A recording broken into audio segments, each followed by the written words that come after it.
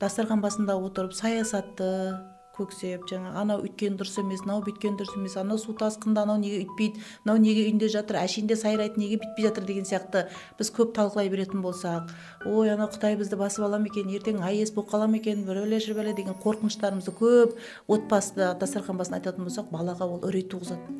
Мен сенетін жерім жоқ екен ғой деген нәрсені пайда қылдырады. Сондықтан біздің сенеріміз кім?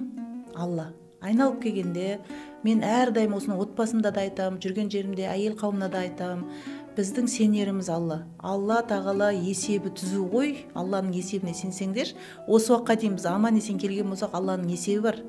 Біз осыны да әр баламыздың санасына соны сіңір алсақ, Алланың есебіне сен балам. Мен сол саясатты қазір көксеп отқан саясатқа қол ұшым тигізе алмайтындай дәрежеде мен қазір ондай саясаттан алыс, мен қол жетпейтіндей болсам, маған керек емес ол әңгімені айтудың.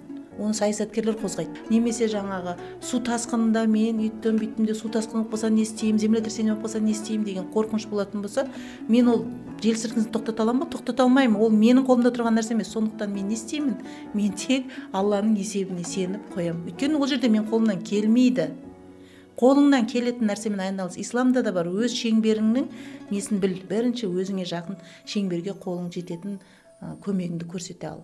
Сен қолыңнан келетін сол.